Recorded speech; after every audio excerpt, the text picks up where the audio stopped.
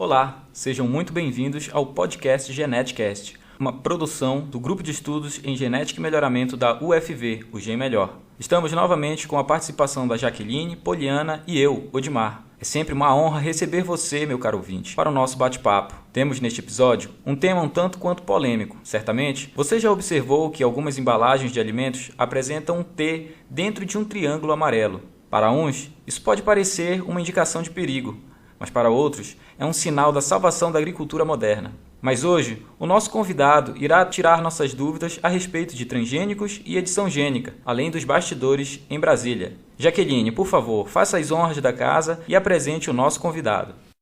O nosso convidado de hoje é engenheiro agrônomo, mestre em fitotecnia, doutor em Molecular Biology and Plant Physiology pela University of Arkansas e pós-doutor pelo Japan International Research Center for Agriculture Sciences, JIRCAS, lá no Japão. Desde 1990 é pesquisador da Embrapa Soja, docente titular no curso de pós-graduação em Genética e Biologia Molecular na Universidade Estadual de Londrina e Biotecnologia Ambiental na Universidade Estadual de Maringá.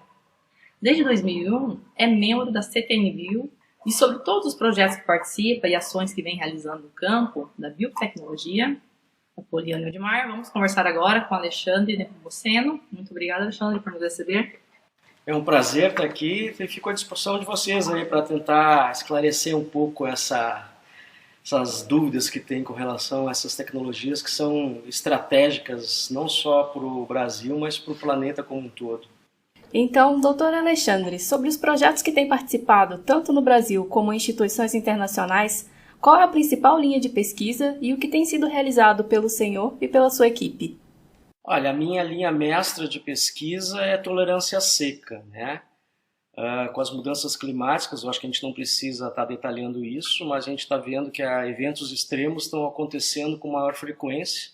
Só para vocês terem uma ideia, o Rio Grande do Sul perdeu em torno de 30% da sua safra o ano passado e o Paraná em torno de 20% o ano retrasado por causa de eventos de seca. Então, ter estratégias para mitigar a seca são importantes, não só no Brasil, no mundo, várias equipes estão correndo atrás disso.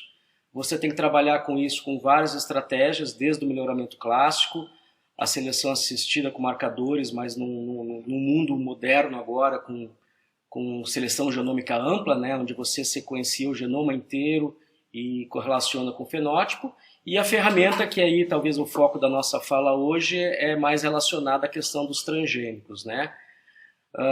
As plantas, todos os seres evoluíram para tolerar estresses, as plantas em especial desenvolveram vários mecanismos para fazer com que aquela célula, né, com aquele órgão, com aquele organismo conseguisse suportar por mais tempo a falta de água e torcer para vir uma chuva, né?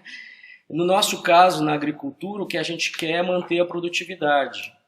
Então, o que a gente tem feito nos trabalhos que eu coordeno, junto com alguns colegas, é desenvolver estratégias de engenharia genética, usando tanto a transgenia, mas principalmente agora a edição de genomas, para olhar esses mecanismos que as plantas evoluíram para desenvolver, para se defender. E aí você olha não só no pool genético da tua espécie, por exemplo, no pool genético da soja, que eu trabalho, mas também olha em outros pools genéticos, para trazer essas estratégias moleculares, né? Aí você trabalha em laboratório e tenta fazer uma planta com uma maior capacidade de tolerância seca, né? No caso específico da soja, quando ela passa por um período de seca, o que ela faz, na fase reprodutiva, ela aborta flores e legumes, né? E por isso que a produtividade cai. Então, uma das estratégias que nós estamos utilizando é justamente manipular alguns genes, e aí tanto com transgenia como edição gênica, para fazer com que demore mais tempo para essa planta abortar essas flores e abortar esses legumes, e aí você tem uma amplitude maior de chances de vir uma chuva, o problema de déficit hídrico diminuir, e você ter uma perda menor quando ocorre um evento de seca, né? De novo, eu sempre brinco, a gente não está fazendo um cactus, né? As plantas precisam de água para a produção, mas existem mecanismos moleculares que a gente já conhece que fazem com que plantas tenham mais ou menos eficiência de uso de água e mantendo a mesma produção de carboidratos, no caso aí no grão. Então é isso que a gente está trabalhando. Muito se fala, por personalidades não especialistas no assunto, sobre os organismos geneticamente modificados, os OGMs, de modo geral. A maioria delas se baseiam no famoso e contraditório artigo publicado pelo cientista e ativista Gilles Eric Seralini. Mas apesar do manuscrito ter sido removido do seu periódico por causa das controvérsias dos dados, muitas pessoas ainda têm dúvidas sobre os OGMs e se eles realmente causam câncer, como concluiu a tal pesquisa. Qual é a verdade sobre estes organismos? Você já comentou, né? O artigo de Seralini foi retirado, ele submeteu em 2 revistas, acho que foi retirado das 2, realmente com várias falhas técnicas, né, que não vem ao caso aqui a gente discutir, mas a gente pode discutir também se vocês quiserem. E é o único. Se vocês conseguirem me apontar outro artigo científico aceito em alguma revista com peer review, né, com nível de impacto alto, reconhecida, que tenha mostrado algum impacto à saúde humana, animal e ao meio ambiente nos últimos 23 anos, que é o tempo que a gente começou a plantar transgênicos em larga escala, eu duvido que vocês consigam fazer isso, porque não existe, né? Até hoje, nos últimos 23 anos principalmente, né, onde se planta em larga escala OGMs na agricultura, né, não se identificou nenhum impacto à saúde humana, animal ou meio ambiente, comprovando que todos aqueles estudos que foram feitos antes para mostrar a segurança desses alimentos, dessas tecnologias, estavam corretos, né?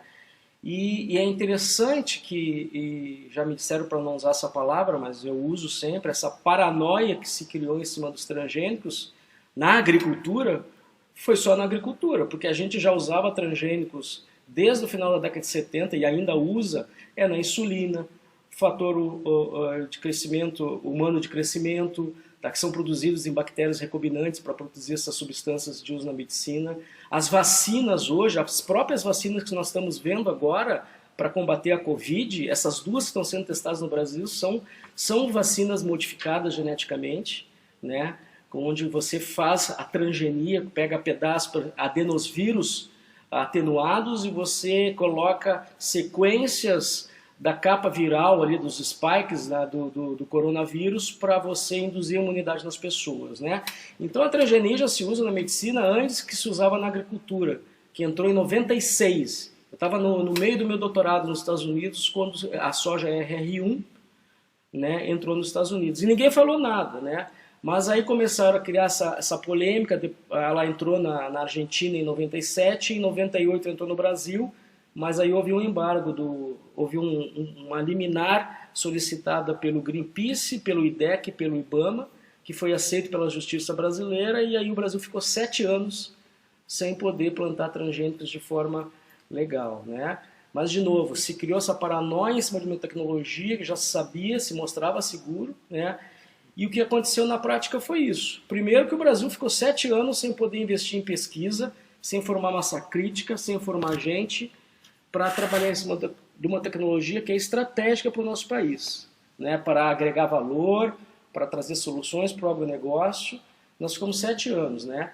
E se criou tantas barreiras para essa tecnologia em excesso, cada país criou uma regra, a União Europeia criou uma regra, os Estados Unidos criou uma regra, o Brasil criou a Lei 11.105, que é a Lei de Biossegurança de 2005, né? A China criou e aí o custo para se trabalhar com essa tecnologia ficou altíssimo.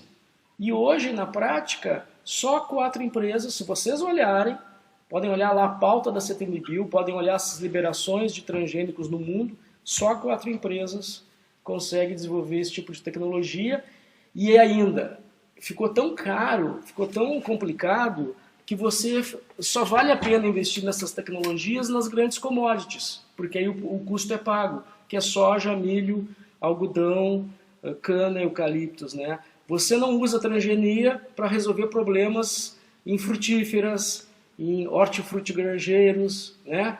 Em outras espécies, porque é muito caro, né? Mas, de novo, 23 anos de uso em larga escala e nada. Pelo contrário,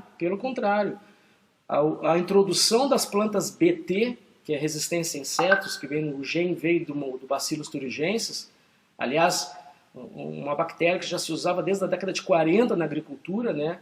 Simplesmente o que a ciência fez foi isolar esse gene da bactéria e botar no milho, na soja. Essa tecnologia reduziu bilhões e bilhões de litros de inseticidas que se colocavam nas lavouras do mundo, né? Só um exemplo, esses 7 anos que o Brasil não pôde usar essa tecnologia, nós tivemos que usar inseticidas, enquanto outros países tiveram a redução nisso, né, nesse uso de inseticidas, e reduziram custos, impacto ambiental e assim por diante.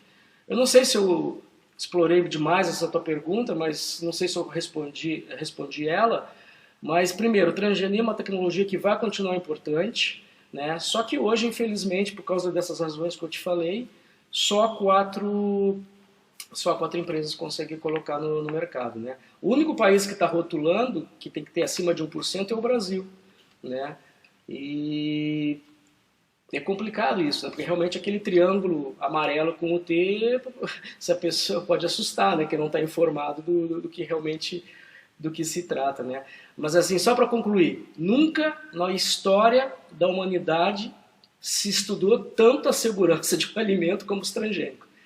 Todas as ferramentas possíveis, né, são utilizadas para garantir a biossegurança e, de novo, até hoje nunca se mostrou nada. O único paper que surgiu foi esse que tu citou e foi rebatido em todos os lugares e não preciso falar mais, né? Eu gosto muito de suas palestras, assisti várias palestras do Sul. Obrigado. Soja, no Congresso de Melhoramento.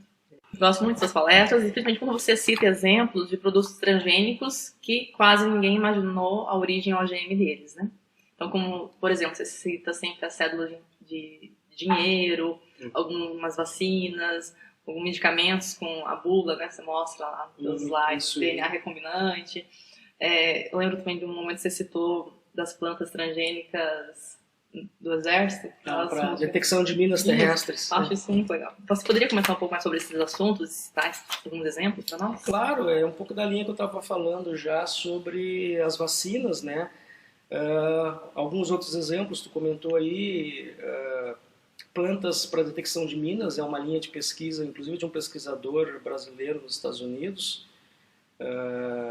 que está trabalhando, ele estava trabalhando na Universidade do Colorado, mas ele desenvolveu algumas plantas usando transgenia com suítes moleculares, né, com genes que são proteínas receptoras que na presença de nitrito eles são acionados a uma mudança da conformação daquele receptor e ele liga uma cascata de eventos, né, que aciona uma rota metabólica que faz mudar a cor, por exemplo, da folha.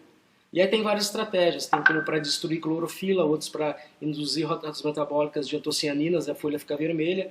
Mas o ponto nesse exemplo é que, por exemplo, minas terrestres, explosivos plásticos, eles com o tempo começam a volatilizar nitrito, né? Então a ideia era você ter uma planta transgênica expressando esses sensores, essas proteínas que captam e se ligam ao nitrito, e ligaria essas cascatas moleculares e aquela planta que foi plantada naquela região, por exemplo, que tivesse uma grande incidência de minas, como a gente vê na África, como a gente vê, principalmente na África, nesses países que estiveram em guerras civis ali, né?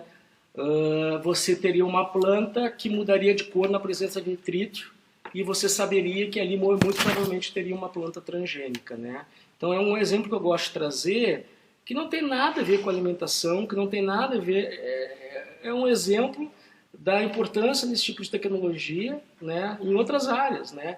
Então se mistificou o transgênico como sendo uma coisa do demônio, como uma coisa da empresa Monsanto que queria dominar o mundo, né? E não é por aí. Um país com um agronegócio como o nosso, e vendo todos os problemas da agricultura que a gente tem, os problemas que estão vindo, a gente não pode abrir mão de nenhuma ferramenta. E a transgenia, a edição de genoma são ferramentas estratégicas, né? E eu queria até dar outros exemplos aqui, por exemplo, na parte de detergentes. A maior parte desses detergentes que a gente compra, não vou citar o nome das marcas, né? Mas tem várias marcas famosas, quase todas, né? Elas usam enzimas recombinantes que tiraram de organismos da natureza. Provavelmente organismos estão envolvidos em destruição de matéria orgânica, se tirou algumas enzimas que degradam sujeira, se produz em larga escala. Existe uma fábrica aqui no Paraná, lá em Curitiba, a empresa Novozymes trabalha com isso, né? que produz essas enzimas para fornecer para essas indústrias de detergentes. Né? É outro exemplo. As pessoas não sabem que em detergente tem transgênico. Né? Tu falou da nota de dinheiro, é porque as notas de dólar, para quem não sabe, elas usam fibras de algodão. E hoje nos Estados Unidos, 60% a 70% do algodão é transgênico. Então são exemplos para as pessoas caírem na real. Muitas roupas que nós estamos usando aqui, muito provavelmente se a gente olhar a etiqueta lá, made in China, made in... Né? Não, no Brasil mesmo hoje, né? Boa parte do algodão produzido no Brasil é transgênico. Então, se você olhar, você está usando uma roupa transgênica. Então, são exemplos para as pessoas se tocarem que não é só aquela planta resistente ao herbicida do glifosato, que foi uma tecnologia, ainda é muito importante para a agricultura. E aí eu estou falando dessa revolução, e eu quero me alongar, se vocês me permitem, na resposta. A gente está vivendo uma revolução na transformação digital no mundo, né? Transmissão 5G, blockchain, inteligência artificial, né? Que até a tua área que tu trabalha, né, Jaqueline? Mas a gente está esquecendo, e eu tenho falado isso em todos os fóruns, e esse aqui também é um fórum importante, o Brasil não pode esquecer a revolução na genética que a gente vive agora no mundo, né? O genoma humano, só para vocês terem uma ideia, ele terminou de ser sequenciado pela primeira vez em 2010. Foram mais de 15 anos para sequenciar o genoma humano com as técnicas de antes, que eu trabalhei no doutorado, é muito trabalhoso, né? Você conseguia sequenciar no máximo 300 pares de base, e aí tinha que fazer várias vezes aquilo, né? E as coisas estão mudando. O genoma humano, para vocês terem uma ideia, custou 2,4 bilhões de dólares para sequenciar o DNA das 7 primeiras pessoas no planeta. Hoje, nesse momento, eu posso sequenciar o DNA de qualquer um de nós 4 aqui, né, com $500, $1.000, hoje, dependendo da técnica que eu utilizar, em questão de 4 horas para fazer uma primeira rodada. Estão surgindo equipamentos aqui no mercado agora que vão baixar isso para $100 para fazer sequenciamento em minutos. Tá? Nós estamos tendo ferramentas agora, como edição de genoma, já tinha, mas depois, se vocês quiserem, eu vou explicar por que se fala tanto em edição de genoma, o que mudou para se falar tanto em edição de genoma, especificamente em CRISPR, que é uma tesoura que corta o DNA onde eu quero. Né? Então, essas ferramentas que estão vindo, e eu vou citar mais uma ainda, um projeto, inclusive, que a gente está fazendo com o setor privado nacional, e que é esse o ponto que eu quero chegar, investimento do governo para desenvolver nossas empresas, nossas startups na linha de genética também, não só da transformação digital, né? Que é a questão, essa parceria que eu estou fazendo é com o RNA interferente. O RNA interferente, vocês já devem ouvir falar, é uma tecnologia, é um mecanismo, na verdade, que foi descoberto em 98, os cientistas que descobriram em 2006, ou 16, 2006 ganharam o prêmio Nobel, em 2006, por ter descoberto esse mecanismo. E esse mecanismo, agora, a partir do momento que você compreendeu ele, quando você escuta falar de RNAi, você tem que lembrar, é um mecanismo de desligar genes. Então, para não alongar a conversa, hoje você consegue produzir essas moléculas de RNAi em quilos. Alguns anos atrás, você conseguiria produzir no laboratório algumas picogramas. Se quebrou esse gargalo. Tem outros gargalos para serem quebrados. Mas é importante comentar aqui também, é uma tecnologia que muito possivelmente vai substituir os herbicidas, os fungicidas, os inseticidas, os cidas em geral. Por quê? Porque eu vou ser capaz de pegar, por exemplo, aquela erva daninha, que é um problema na cultura do algodão, da soja, do milho, eu vou sequenciar o genoma dela, eu vou olhar o genoma dela e eu vou identificar um gene que só ela tem, que provavelmente é um gene similar que tem na soja, que tem no milho, mas eu vou pegar uma região daquele gene, daquela erva daninha, que só ela tem, e eu vou desenhar um RNA interferente, vou produzir isso em larga escala, tá? E vou botar num aspersor e vou aplicar na lavoura com um herbicida. Então vai ser um herbicida biológico, vamos dizer assim, entre aspas, né? Que vai atuar só em cima do gene, só daquela erva daninha. Isso vale para o inseto, isso vale para o fungo, e eu posso dizer para vocês que estão sendo investidos bilhões de dólares na agricultura e na medicina. para vocês não achar que eu tô... Pô, tá, ficção científica isso aí, né? Os 2 primeiros medicamentos à base de RNA interferente entraram no mercado europeu e americano o ano retrasado. Agora eu não lembro de qual era o nome do medicamento, mas é um medicamento para uma doença genética relacionada a uma doença hepática, né? Uma doença que ocorre genética no fígado. Então, sim, né? Existem muitos gargalos ainda para o uso em larga escala na agricultura. Já a Monsanto estava trabalhando com isso, né? Inclusive eu acho que a Bayer, muitas das razões de ter comprado a Monsanto, é uma opinião minha pessoal, tá? Porque a Monsanto realmente estava investindo isso em ervas daninhas, insetos, em fungos, né? Eles estavam com um produto pré-mercado para controle de doenças em abelhas. Você sabe, tem aquela síndrome das colmeias, né?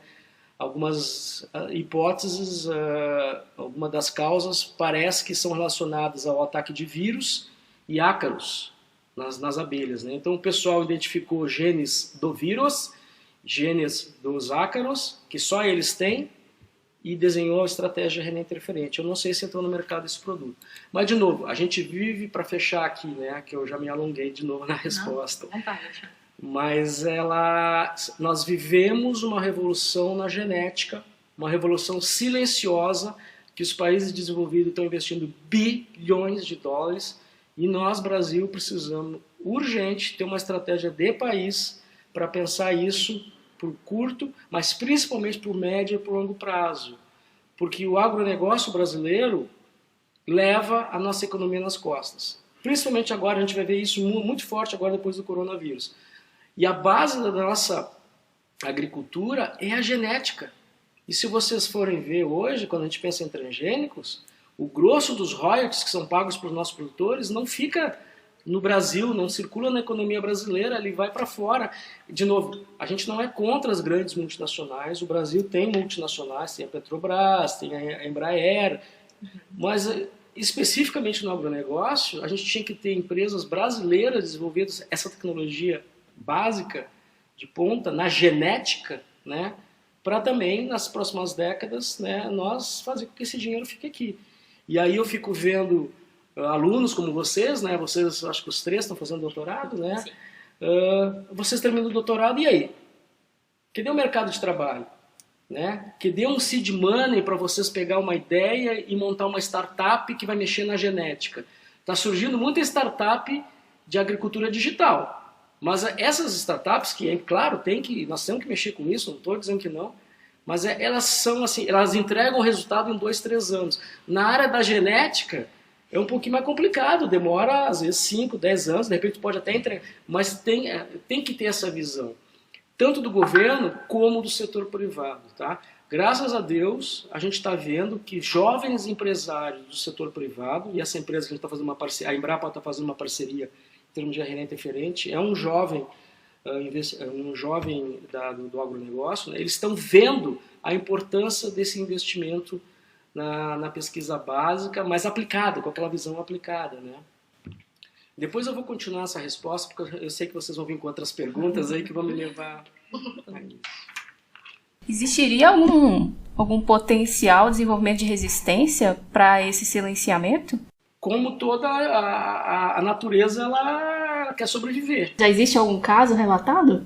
Não, porque você não está usando em larga escala, mas tudo indica, assim como os inseticidas, fungicidas, herbicidas, você vai ter indivíduos que vão mutar, tá, para aquela região onde você desenhou o RNAi. E essa que é a grande jogada. Em teoria, porque a gente não tem casos práticos ainda, quando você quebra a resistência de uma molécula inseticida, a molécula é aquela, ela atua naquele sítio, é difícil você fazer uma, né? Tanto é que as empresas não estão investindo tanto nessas moléculas químicas, né?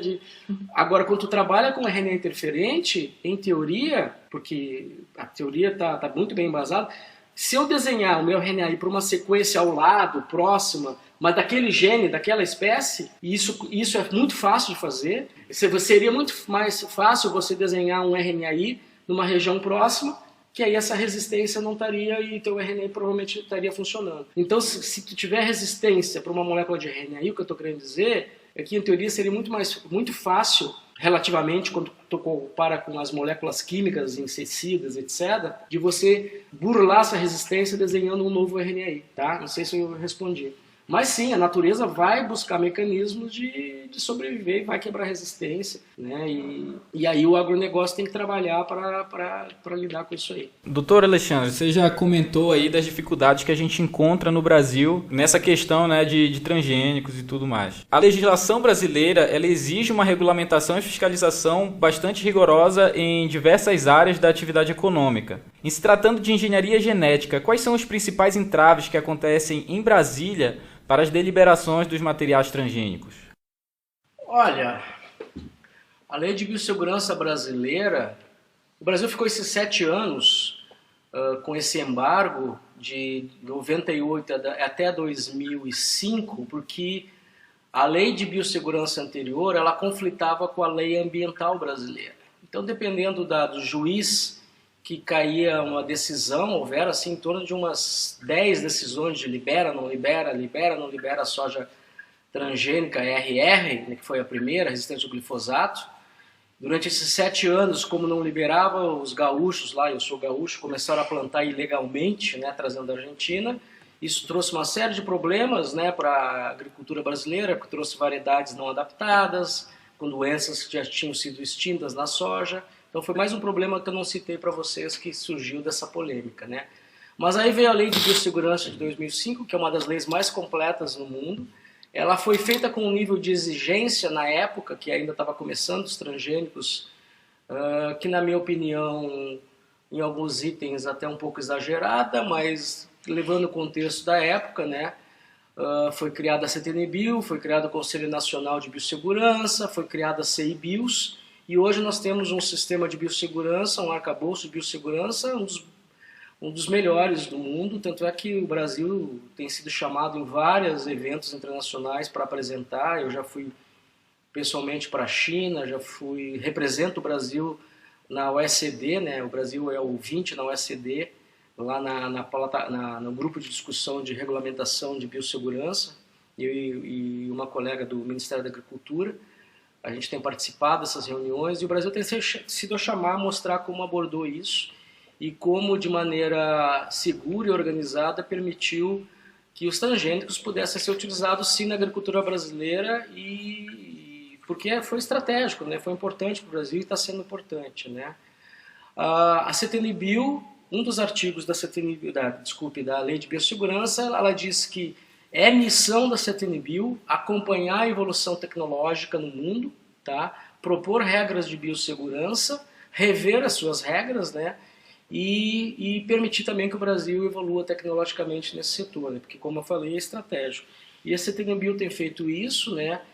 Em todas as suas gestões, do professor Walter Colli, do professor Finardi, do doutor meu colega Adilson Paiva, o Dr. Velini, né, a doutora Sueli, que foi a última presidente, e agora o Dr. Paulo Barroso. E a gente tem revisto muitas das normativas e atualizado à medida que o conhecimento científico evoluiu. Então, recentemente, a CTN-Bio, por exemplo, revisou as suas resoluções que autorizavam a liberação comercial de OGMs, que era a resolução normativa número 5, ela virou a número 24. Ela também fez uma normativa para questões de edição de genoma, tá? Ela fez uma revisão também nas normativas de liberação planejada no meio ambiente. E eu vou, para tentar responder a tua pergunta, eu vou falar um pouco dessa normativa de liberação no meio ambiente. Qualquer empresa brasileira ou internacional que queira testar uma soja, um milho, uma planta transgênica, ela tem que ter autorização da CTN-Bio. Quando é a primeira vez, é a resolução número 6, onde entra uma série de detalhes técnicos, faz toda uma análise do histórico, né? E depois que você conseguir a autorização da CTN-Bio, você plantava. Aí se você queria repetir o mesmo experimento no ano seguinte, você tinha que usar a resolução normativa número 8, que era mais simplificada, mas tinha uma série de coisas também que tinham que ser discutidas a nível de CTN-Bio, sem necessidade, na minha opinião, né? E essa resolução foi revista, e agora ela é a resolução normativa número 23, que deixou a cargo das CEBIOS fazer essa análise. Quando é uma segunda liberação de um transgênico que já se conhece, de um gene que já tem um histórico seguro de uso, a própria CEBIO faz essa análise, né? Mas mesmo assim você vai ter uma fiscalização do Ministério da Agricultura, você pode ter o IBAMA, e se você olhar, isso dificultou muito o uso dessa tecnologia por empresas brasileiras, pelas universidades brasileiras. Se você olhar a pauta da CTN-Bio, praticamente você tem uma ou duas unidades da Embrapa que estão testando transgênicos no campo, a universidade, se eu me lembre, uma que deve estar lá, e acabou. Né? E eu sei, eu conheço, eu sou presidente do portfólio de biotecnologia avançada da Embrapa, que congrega todos os projetos. A gente sabe que tem projetos maravilhosos de transgenia, tá? Que estão parando na prateleira, que muitas vezes para no artigo científico, porque realmente é complicado você ter uma estrutura para fazer toda essa documentação, receber essas fiscalizações, né, que enquanto essas empresas públicas que eu citei, empresas brasileiras, não têm essa estrutura, as grandes empresas elas têm lá, às vezes, 5, 10 pessoas só focadas nisso. Né?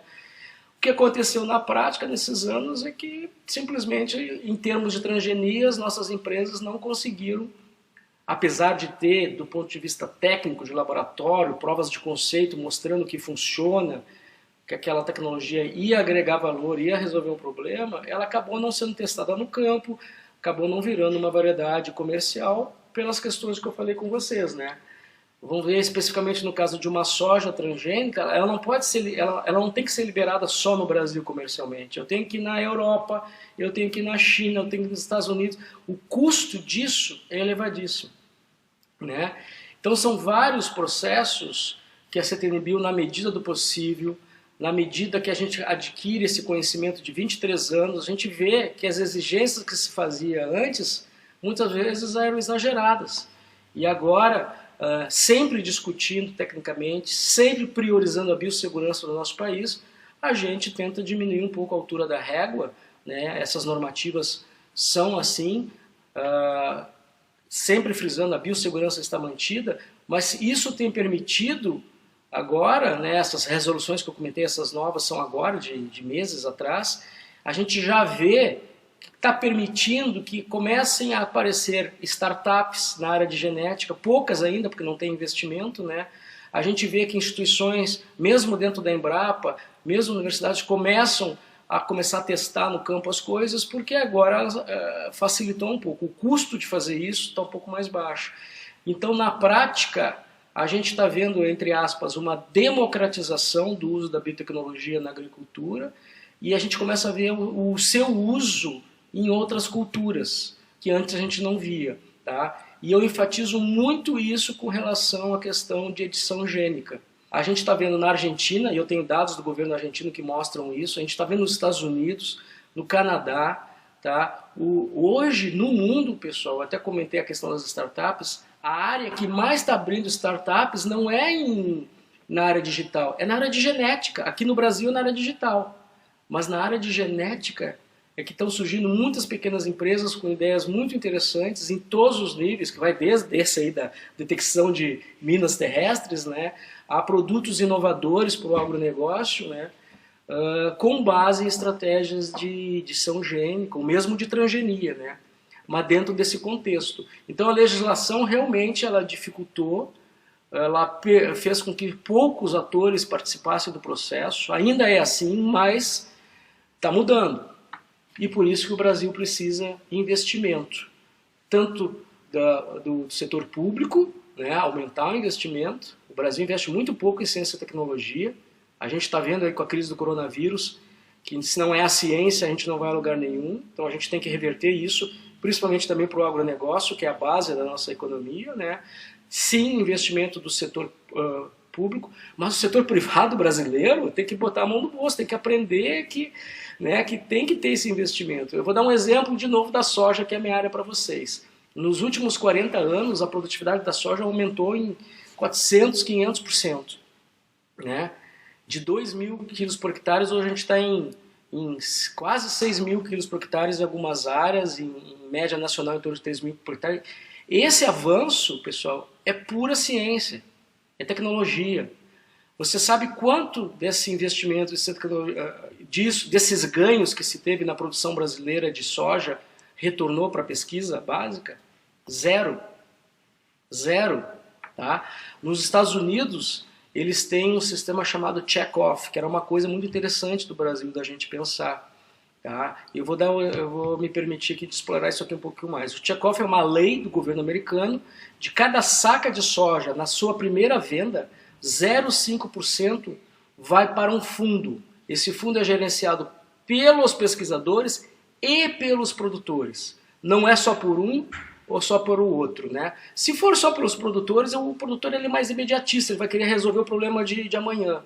Se ficar só na mão dos pesquisadores, né, e eu sou pesquisador, eu posso falar assim, a gente vai querer plantar soja na lua para ver o que acontece, né? Então tu tem que ter esse meio termo, tu tem que ter o produtor que traz a pesquisa ali para aquele pé no chão, mas tu tem que ter o cientista mostrando, olha, tá vindo um RNA interferente que vai substituir inseticida, fungicida. Se o Brasil não investir agora, né, começar agora a gerar gente com know-how, massa crítica, né, gerar as nossas tecnologias, nós vamos ficar de novo fora e vão ter que pagar royalties para as empresas que desenvolveram isso lá fora.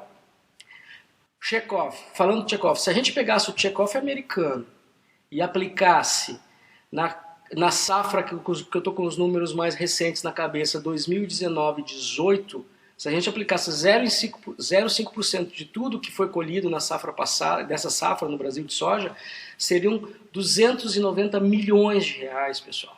Isso é várias vezes o orçamento de custeio da Embrapa anual. Tá? Daria para cobrir toda, no nosso caso, assim, como exemplo, daria para cobrir toda a nossa pesquisa. E, de novo, não teria que ser um sistema para financiar só a Embrapa ou só as universidades. Teria que ser um sistema de editais abertos que as melhores equipes apresentariam propostas. Teria que ter um dinheiro, um seed money para jovens pesquisadores como vocês. Você daria um dinheiro ali por, sei lá, 3, 4 anos com um bom salário, uma boa bolsa para manter vocês focados naquilo, né? E com metas muito claras para o primeiro, para o segundo, terceiro ano e tentar desenvolver as nossas empresas, né? Se de cada 10 a gente investisse 2, 3, isso já seria um ganho tremendo para o nosso país. Então, de novo, a gente tem que rever essas questões de investimento no nosso país. Eu já divaguei bem da tua pergunta, mas eu acho que ajuda a gente a pensar em termos de país e estratégias, não só de curto prazo, mas de médio e longo prazo, principalmente para o agronegócio. E esta foi a primeira parte da nossa conversa com o Dr. Alexandre Nepomuceno, pesquisador da Embrapa. Esperamos que este bate-papo tenha sido muito proveitoso e que tenha esclarecido um pouco sobre o debate a respeito dos organismos geneticamente modificados. Aguarde, porque esta conversa irá continuar no próximo episódio. Em nossas redes sociais e no nosso site, você ainda pode saber mais sobre nossos eventos e sobre novos episódios do GeneticCast. Não deixe também de compartilhar e seguir este podcast no Spotify. Assim você ficará sabendo quando chegar um episódio novo. Um grande abraço e até mais!